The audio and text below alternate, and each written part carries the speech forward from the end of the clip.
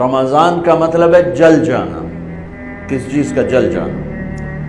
صلاۃ الاوابین حین ترمز الفصال، نیک لوگ ایک نماز پڑھتے ہیں کب؟ جب اونٹ کے پاؤں جلنے لگیں، اونٹ کے پاؤں جب جلنے لگیں، اونٹ کے بچے کے پاؤں جب جلنے لگیں۔ تو رمضان میں جل جانا، اس کا روزے سے کیا تعلق ہے؟ اس کا روزے سے تعلق یہ ہے کہ 360 دن سال میں ہوتے ہیں چاند کے لحاظ سے، 330 دن کے گناہ اللہ رمضان کے روزوں میں ہر روز میرے آپ کے گناہ جلاتا ہے، جلاتا ہے، جلاتا ہے۔ بھوک لگتی ہے ایک آگ بنتی ہے، پیاس لگتی ہے ایک آگ بنتی ہے۔ تو ہمارے لکڑی کی آگ میں چیزیں جلتی ہیں اور ہماری بھوک، روزے کی بھوک کی آگ میں گناہ جلتے ہیں، اور 29ویں روزے اللہ سارے سال کے گناہوں کو جلا کے روزہ والا یا روزے والی کو ایسے پاک کر دیتا ہے جیسے آج ماں کے پیٹ سے نکلا ہو، ایسے ان کو خوبصورت کر دیتا ہے۔ حج کا مہینہ آیا، اعمال اسی طرح ہیں جیسے ہوتے ہیں۔ رمضان کا مہینہ آیا تو میرے نبی کا اعلان ہو گیا، ایک فرض 70 فرض کے برابر ہو جاتا ہے، کمال، نفل فرض کے برابر۔ فرض اور نفل میں فرق کیا ہے؟ حضرت علی ہی کا فرمان ہے کہ جس شخص نے ایک فرض روزہ چھوڑ دیا پھر قیامت تک اس کی قضا میں نفل روزے رکھتا رہا تو ایک روزے کا یہ سارے روزے بدلہ نہیں ہو سکتے۔ ایک نماز چھوڑ دی اور پھر اس کی قضا میں قیامت تک نفل پڑھتا رہا تو فرض نماز کی ایک رکعت کے ایک سجدے کے برابر بھی نہیں ہے۔ فرض میں اتنی طاقت ہے۔ تو اللہ کی رحمت کیسے متوجہ ہوتی ہے کہ رمضان کے مہینے میں اللہ فرماتے ہیں میرے محبوب کی امت ہے، ایک فرض کو 70 کے برابر کر دو، اور پھر فرماتے ہیں نفل کو فرضوں کے برابر کر دو، اور پھر فرماتے ہیں جو رات کو تراویح پڑھے گا، دن میں روزہ رکھے گا، آخری رات اسے ایسے دھو کے پاک کر دوں گا کہ اس کے ذمے گناہ کا ایک ذرہ بھی باقی نہیں بچے گا، سب گناہ اللہ تعالیٰ اس کے معاف فرما دے گا۔ اور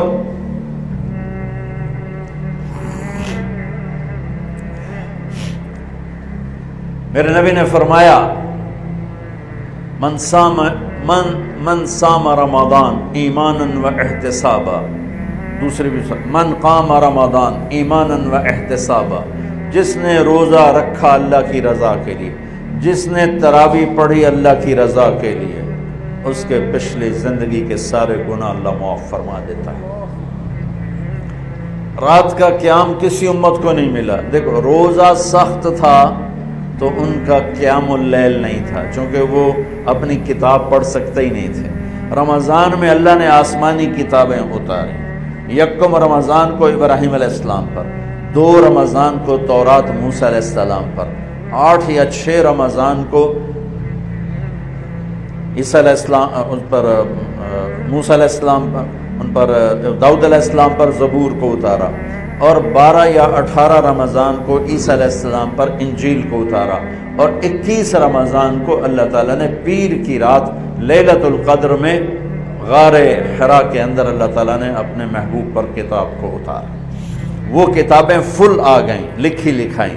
قرآن فل نہیں آیا، قرآن صرف ایک سورت کے 19 الفاظ آئے بس، اور پھر 23 برس میں قرآن اترا۔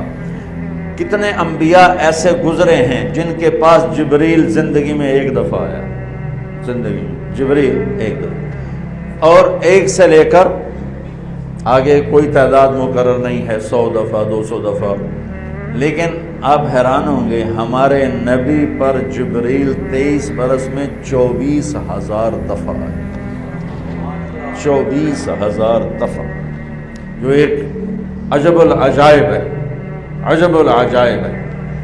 تو میرے بھائیوں، رات کی تراویح، دن کا روزہ، تراویح میں کیا ملنے والا ہے؟ میرے نبی کا فرمان ہے ہر سجدے پہ 1500 نیکی، ہر سجدے پہ 1500 نیکی۔ تھوڑی اپنی کاروباری مصروفیت گھٹاؤ، اپنی کاروباری مشقت گھٹاؤ، اپنے ملازموں کی بھی مشقت گھٹاؤ، تاکہ وہ تراویح پڑھ سکیں، روزہ رکھ سکیں، بشاشت سے پڑھ سکیں، اور اللہ کا فضل ہے ڈھیلے سے ڈھیلا حافظ بھی ہو تو 1.5 گھنٹے میں سارا کچھ نمٹ جاتا ہے۔ اتنی سی ہمت کرو میرے بھائیوں کہ افطاری میں تھوڑا کھاؤ۔ اگر تم پہلوانوں کی طرح شروع ہو گیا نا، پھر تو تم سے عشاء بھی نہیں پڑھی جائے گی، تراویح تم نے کیا پڑھنی۔ روزہ جسم کی فالتو چیزوں کو جلاتا ہے، روزہ ایک قوت پیدا کرتا ہے ایمانی شیطان کے خلاف۔ وہ کیسے پیدا کرتا ہے شیطان کے خلاف؟ اللہ تعالیٰ حلال کو بھی حرام کر دیتا ہے۔ جب بیوی کو بھی شہوت سے دیکھنا حرام ہو گیا اور یہ اس پہ قابو پا گیا تو اوروں کی عزت کو یہ حرام نظر سے کیوں دیکھے گا؟ جب یہ حلال کھانا چھوڑ گیا تو یہ جھوٹ کیوں بولے گا، یہ گالی کیوں دے گا، یہ غیبت کیوں کرے گا؟ جب یہ کان میں دوائی ڈالنا چھوڑ گیا کہ روزہ ٹوٹ جاتا ہے تو یہ اوروں کی غیبت کیوں سنے گا، اوروں کی برائی کیوں سنے گا؟ جب یہ آنکھ میں دوائی نہیں ڈالتا ہے کہ وہ حلق میں جاتی، وہاں سے وہ پیٹ میں چلی جاتی ہے، روزہ ٹوٹ جاتا ہے، تو یہ ان آنکھوں سے غلط کیوں دیکھے گا؟ یہ غلط کیوں کسی کی عزت کے اوپر اپنی بددیانت نظر کو ڈالے گا؟ تو جب یہ اندھیرے میں بند کمرے میں ٹھنڈا پانی پڑا ہوا ہے اور ہاتھ نہیں لگاتا ہے اور اللہ کا دھیان اسے یاد ہوتا ہے کہ اللہ دیکھ رہا ہے، نہاتے ہوئے ہونٹ بند کر رہتا ہے کہ کوئی پانی کا قطرہ منہ میں نہ چلا جائے اور میرا روزہ نہ ٹوٹ جائے، خراب نہ ہو جائے، تو یہ جب اللہ کا اتنا دھیان اس کو نصیب ہو جاتا ہے کہ اللہ دیکھ رہا ہے، ورنہ کیا کسی کو کیا خبر کہ میں 2 گلاس پانی پیتا ہے یا میں پیاس سے بول رہا ہوں۔ تو جب وہ اللہ کو اتنا اپنے دھیان میں لے آتا ہے کہ اللہ دیکھ رہا ہے، میں پانی نہیں پیوں گا، اللہ دیکھ رہا ہے، میں بیوی کو ہاتھ نہیں لگاؤں گا، اللہ دیکھ رہا ہے، میں کسی کی عزت پر بری نظر نہیں ڈالوں گا، اللہ دیکھ رہا ہے، میں کسی کی برائی نہیں سنوں گا، اللہ دیکھ رہا ہے، میں کسی کی برائی نہیں کروں گا، تو پھر جب یہ بازار میں جائے گا تو جھوٹ تو نہیں بولے گا، جب یہ تولے گا تو غلط تو نہیں تولے گا۔ ہاں یہ الگ بات ہے، بہت سے مجھے ملے کہ جب رمضان میں جھوٹ چھوڑ دیتے ہیں، اس کے بعد پھر شروع ہو جاوید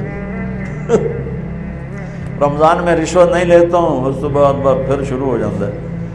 تو چلو شکر ہے 1 مہینہ تو مسلمان رہتے ہیں۔ اچھا اس کی وجہ کیا ہے کہ رشوت خور کہتا ہے جی رمضان میں نہیں، جی نہیں، رمضان میں جھوٹ نہیں بولنا، رمضان میں صحیح تولنا ہے، رمضان میں غلط نہیں تولنا ہے۔ کیوں؟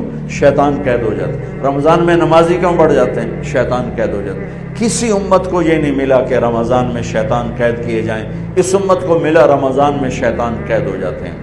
کسی امت کو یہ نہیں ملا کہ رمضان میں جہنم کے دروازے بند ہو جائیں، اس امت کو ملا ہے رمضان میں جہنم کے دروازے بند ہو جاتے ہیں، جنت کے دروازے کھل جاتے ہیں۔ کسی امت کو یہ نہیں ملا کہ ان کے لیے ہر مخلوق دعا کرے، رمضان کے مہینے میں اس امت کو یہ ملا ہے کہ ان کے روزہ رکھنے والوں کے لیے چونٹیاں بھی دعا کرتی، پرندے بھی دعا کرتے ہیں، مچھلیاں بھی دعا کرتی ہیں، ہوائیں دعا کرتی ہیں، ہر شے دعا کرتی ہے روزہ رکھنے والے کی۔ اس امت کو ملا۔ کسی امت کو یہ نہیں ملا کہ آخری رات ان کی سب کی بخشش ہو جائے، اس امت کو ملا ہے کہ رمضان کی آخری رات سب کی بخشش ہو جاتی۔